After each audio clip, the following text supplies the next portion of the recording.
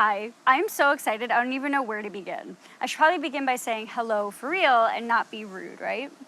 Hey friends, it is Sam from DIY Huntress, and I really am so stoked to show you the final reveal of my shed shop makeover. Over the past few months on this channel, you have been traveling along on this journey with me while I complete some projects both inside and outside of this shed workshop. And today is finally the day that I can show you the entire thing. I was finally able to complete some of those projects that I had been putting off in the shed shop. And now that it's done, I am so excited to see where the next DIY journeys in this shed shop take me. I hope that you all love it as much as I do.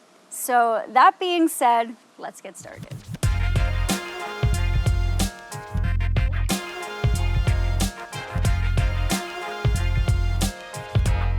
Let's start at the very beginning because that is a very good place to start. A little under 3 years ago, which is really crazy to say out loud, the past 3 years seriously flew, my dad and I built a shed in his backyard from the ground up, and I then turned that 12x12 shed into my workshop. I do have an entire playlist dedicated to this shed shop build on my channel. I will link it below this video for you. And that playlist covers all of the groundwork up until today, which includes building the actual shed, adding windows, adding most of the insulation. We can talk about that in a little bit. Custom workbenches, organization tips for small workshops, and really honestly that list goes on for a very long time, so definitely check out that playlist if you're interested in turning a shed into your workshop, because honestly shed shops are really dope. I might be biased, but I just think that they're the best. But anyway, back on track. I'm sure you're wondering, like, Sam, if you've been so happy in the space, then why are you making it over? Well, good question, because basically, to be honest with you guys, I really thought that this shed shop would be a temporary thing. I thought I'd be in here for about a year or a year and a half tops until we could find a house. But obviously, as many people are feeling, the housing market is just insane right now. And the dreams of me having a garage workshop are really not so tangible at the current moment. And after 3 years of being in the shop, I am pretty much bursting at the seams. I've been so fortunate to try out some new sponsorships, get my hands on some new things, but all of this has made this 12x12 shed feel very cluttered, and it was just time for a fresh start. So here we are in this current moment as I talk to you from the screen of a computer, and as you can see, these are the before photos and videos of what my shop looked like before I decided to make it over. Now, there are a lot of things in here that I just didn't do that definitely needed to be done. For instance, item number 1, finish insulating the shed. I actually only insulated the walls when I first built the shed because the product that I was using was not meant for the roof or the ceiling. So to get started on the shed shop makeover, I decided that insulating the shed would be a great idea, especially since I started this shop makeover in February.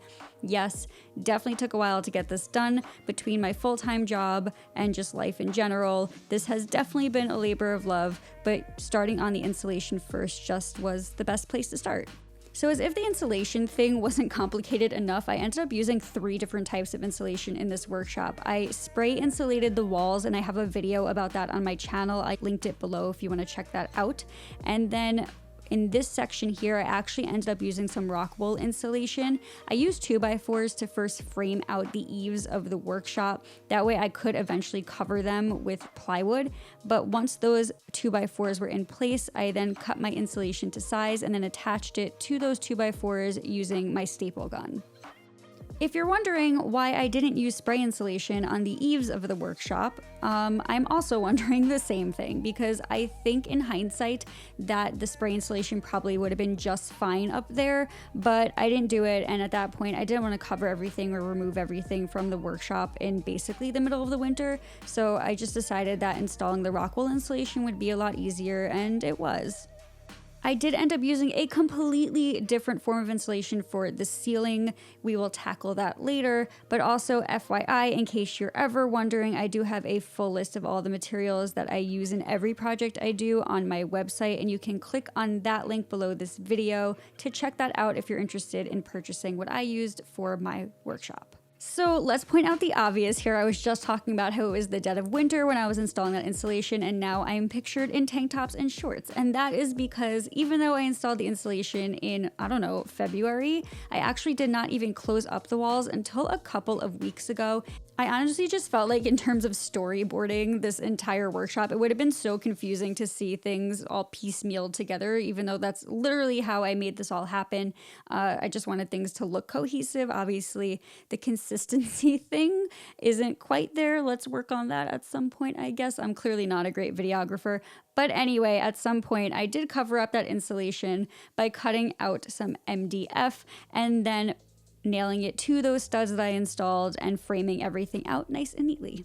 I actually also love having a chalkboard wall, so I decided to carry that look all the way up to the top of the workshop, and now one entire wall of my workshop has a giant chalkboard on it, and I could not be happier to find random notes from people who come to visit my shop. And right back to doing things out of order because, like, why not? I do really like the exposed beam look in the shed shop, and I kind of still wanted to go for that when I did insulation, so I did hide any of the ugly seams of the MDF using some 2x4s. So now that we're done focusing on the other side of my shop, let's shift focus to the tool wall. This might look super familiar if you've watched my concrete accent wall video, but basically it was just time for a fresh start. I have collected way too many tools over the past 3 years and I don't use all of them, so I decided to donate a whole bunch of them to a local high school drama club so that their kids can build sets for their shows.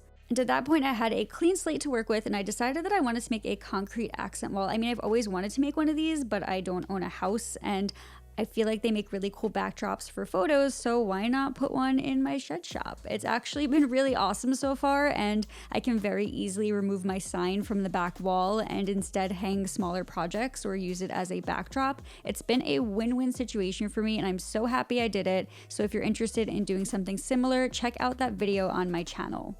On this trend of recapping projects that have previously been seen on DIY Huntress, another thing that I did was install some waterproof laminate flooring in my shed shop. This has been installed since February, and 11 out of 10 highly recommend doing this if you work in a small workshop because it has been so easy to clean this floor. It has not been slippery when I'm working, and it has made a huge impact in my space. It's been amazing. And if you are curious on how to install this, you can find a video for that entire process on my channel as well. Okay, one last project recap and then we can move on to things you haven't seen yet on the channel. So I decided at this point I needed a new miter saw station with extra storage because I don't want as many tools hanging on the wall anymore. That felt very cluttered to me. So I decided to make a rolling miter station with storage options. It has been amazing, and I also decided to hide some of my dust collection in there as well. So if you're interested in this tutorial, you can find that on my channel as well.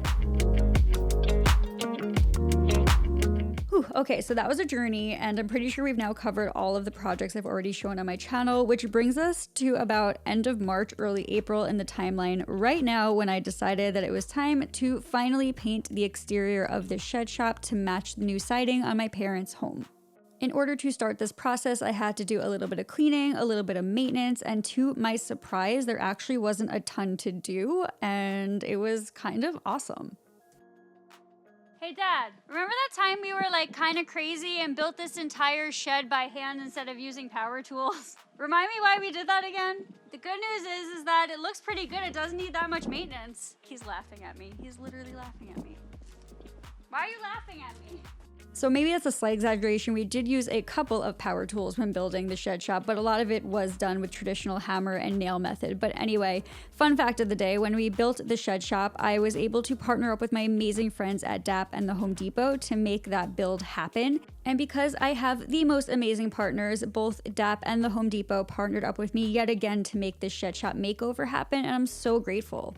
But in currently focusing on the outside of the shed shop, I had to fill in some cracks and some nail holes that I didn't get a chance to fill in when we first built the shed 3 years ago. So to do this, I used a combination of DAP's Platinum Patch as well as their Dynaflex Ultra, which are both really great exterior use fillers and caulkings that covered all of the holes so perfectly and blended everything in seamlessly. They're also super durable, which is awesome because I definitely don't plan on painting this shed again for a very long time. Now, once everything had dried, I lightly sanded any rough spots before prepping for paint, but as always, you can find a full step-by-step tutorial for this entire process on my website by clicking that link below this video. I've actually separated this video into interior and exterior projects. You can find all the materials I used in both of those posts as well. But at this point, it was time to then start painting, and I started with the trim, and it's pretty amazing what a bright white paint does for trim. Like seriously, it just made the entire shop look so bright, and I hadn't even touched the color that I wanted to use yet. Okay, here we go. I am obsessed. I'm obsessed. Like if I were a color, it would be flannel gray. Ah, here we go. I knew that I wanted to paint the shed shop a grayish color because obviously I'm really into gray tones. Gray is my favorite color, and don't argue with me, gray is a color. But when I walked into Home Depot and I saw that there was a gray color called flannel gray, it literally spoke to my soul, and I knew that I needed to paint the shed shop that color. It was perfection. Also, I know what some of you are thinking, and yes, I did decide to use a roller and a brush on the shed instead of using a sprayer because it was pretty windy this day and I just didn't want to deal with paint flying everywhere. And it did take a little bit longer, but it worked just fine. And if I were to do this again, I probably would try to pick a less windy day, but again, I'm working on a full-time schedule and I can only use the time that I have, and I just had a free weekend and needed to get this done. Also, I use the term get it done pretty lightly here because I definitely did not get this paint job done in the time that I gave myself. I want to be like, look how good it looks. This is like real life. I only got one side painted. So I could have pretended, you guys, but I'm keeping it real here. And in case you're wondering how long it took me to get to the other sides of the shed, probably about like another month after that, so there's that. But in the meantime, I was able to add some snazzy new jewelry to the shed shop by adding a brand new handle as well as some new lighting to the top of the workshop. I wanted these to pop a little better, and those black accents were just too perfect against the flannel gray. And once the exterior of the shed shop was done, it was then time to focus my attention back on the inside and finally insulate my shed doors, which I have been meaning to do since day one of building the shed shop 3 years ago. Better late than never though, right? Right? I mean, this really was a simple process, and I'm definitely kicking myself for taking so long to do it. After removing all of the old weather stripping from the door, I did cut some 1x4s down into sizes that I can make a frame with, and then attach them to the back sides of the doors using screws. I also made sure to continually run test fits to make sure that the doors would open and close properly, even though I was adding a frame. Once those frames were done though, it was time to start focusing on installing some foam board insulation, and I was dreading this so much I procrastinated on this for literal weeks. Okay, got time, get some insulation up. That way I have less to do this weekend. Nope, false alarm. I'm gonna just save it for the weekend. So remember earlier in the video when I was like, yeah, I use 3 different types of insulation for this shop. Yeah, well, this is insulation number 3, and it's foam board insulation. And this clip of me moving the insulation out of my workshop is literally what I had to do for weeks every single time I wanted to use my shop, because I bought this foam board insulation and then just had it laying around for a while because I totally procrastinated on hanging it. Mostly because I was dreading doing the installation in the ceiling because it was starting to get pretty hot in the shed shop. In terms of the installation for the door though, super simple. I did want to get this done as quickly as possible, so I did decide to use my Ultra Saw from Dremel, and I got this tool as part of Home Depot's Prospective program this year and absolutely love it. It made cutting the insulation as well as the plywood for closing up these doors an absolute breeze.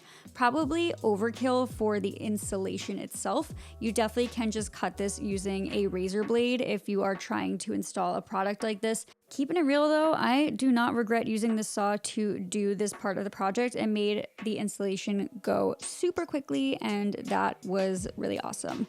In terms of installing the stuff though, I did use a foam board adhesive that I picked up at Home Depot and applied it to my door in a beautiful pattern. Honestly, if anyone's looking for an adhesive artist, I am for hire, so there you go. But once I had added the adhesive, I then just pressed the board into the adhesive and it stuck there beautifully. And then I was able to close everything up with my plywood and some wood screws. At some point, I would love to paint a pretty epic mural on these doors, so if anybody has any ideas for something that I should paint, let me know in the comments, because I don't know, I just feel like it's a really cool blank canvas to work with now, and I'm pretty excited about making it feel like part of this creative space. But now that those doors are done, let's talk about the ceiling, because there is a lot to talk about. So I really wanted to go for this exposed beam look in the ceiling of my shop, and I decided that in order to do that, I had to have some sort of exposed plywood or insulation or just something in between each one of those rafters. So I did a lot of research, I called a lot of different companies, and then I landed on Artec, who were so helpful. The representative I spoke to on the phone said that I am able to install this product on the ceiling of my workshop, and I'm able to leave it exposed, and I'm also able to paint them. So that was like win, win, win, win, win in my mind, and that is why I chose this product. It was pretty easy to cut. I just used a plain old razor blade for this. I had to cut around a couple of weird things like wires and 2x4s, but in terms of installing them, I did use that adhesive that I used on the doors, and it worked beautifully. I'm not going to pretend though that this part of the project was all sunshine and roses, because it was a pain in my backside to do this part of the project, because there were things I had to cut around and I'm really short and I didn't want to move things, and it was just a project and a half. I would rather build this shed using no power tools than put this insulation up. This is the worst. This is the worst. After this, I retire from ceiling insulation work. Never again. You heard me? Never again. I rest my case. As you can see, I was just so fed up with this part of the project, but it was just so necessary. I had to get it done. And after about 3 days of work, I finally got all of the panels up on the ceiling, and then I decided they were too bright, so I did paint them with a little bit of like this off-white color. And that made a huge difference, so that was great. But then I also had to kind of clean up all of these ugly seams, and I decided to do this using some leftover plywood from the doors, so that was a mega win. So if you haven't sensed a theme yet in this video, it's that there are lots of things that I have wanted to do in this workshop that I have procrastinated on for 3 years, including closing up these soffits. And I've definitely been racking my brain on how to do this, but once the installation was up, it just kind of clicked for me that I could notch out some spaces in some wood and then butt them up against the existing 2x4s to not only just close up the space, but to make everything look pretty seamless and neat. And oh my goodness, this made such a huge difference in the space. This next part, totally overkill, but something else that was kind of annoying me was that I could see the seams between the insulation and the beams, so I did decide to add some molding to hide those little gaps. Okay, but after I was done with the ceiling, all that was pretty much left in this space was to organize and get my life together again and make this a functioning workspace, because for the past few months, I definitely have been working with my tools on the floor and everything everywhere. So it was seriously just time to organize this space and get my life back together. So while this concrete accent wall has been bare for a couple of months, I was so excited to finally get my beautiful sign from the House of Timber hung back up on my wall. And I also had made the executive decision here to add some tools back on the wall as well. As much as I wish I could keep this wall blank, the reality is I'm working in a 12 by 12 space and it's already super tight and I need as much storage as I possibly can get. So I did decide to install these metal wall control panels up on the back wall. They were super easy to install, they're really durable, and they actually come with amazing accessories that are specifically built for tools. These things have made a huge impact in my space and I am so grateful for them. Luckily too, the way that I hung these up allow me the opportunity to still take my sign down and use that portion of the wall as a backdrop. So I'm really excited for the potential that this entire part of the shop has to just continue to be really epic. I feel like I've been talking forever, but the good news is that we're almost done with this renovation project. Here I is. And luckily, everything comes full circle, and just like my dad was able to be there to help me build this workshop, he was also able to be there to help me put the finishing touches on this shed shop renovation, which includes this amazing split unit from Home Depot that will provide me with air condition in the summer and heat in the winter. Yes, I have climate control in my little shed shop, and I could not be happier about it. I'm still going to have to make a couple of adjustments, especially to my miter saw now that it is hanging out underneath this split unit. I want to be able to make sure this thing stays clean, even though there's sawdust in here, but that will be a project for another day. The past 3 years in this shed shop have been some of the wildest years of my life in the best way possible. When we built this shop 3 years ago, never in a million years would I have ever thought that my brand would be what it is today and that my projects would be as cool as they are today.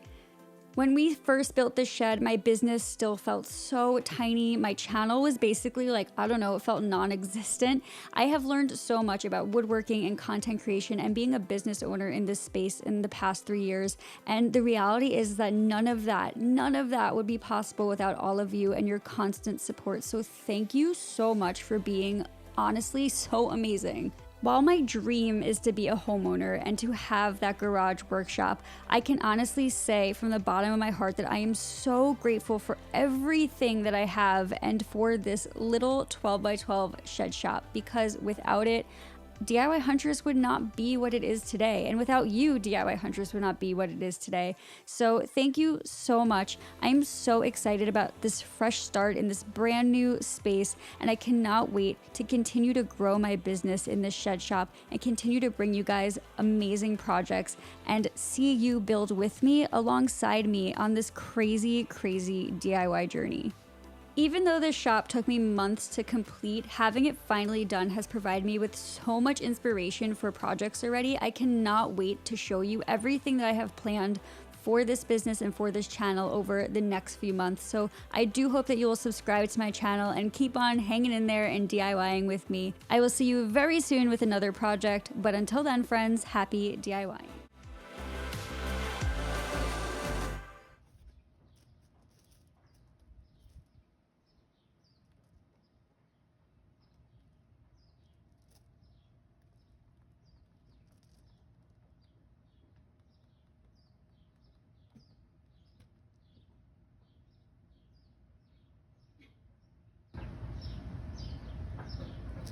Okay, I hope I got the shot.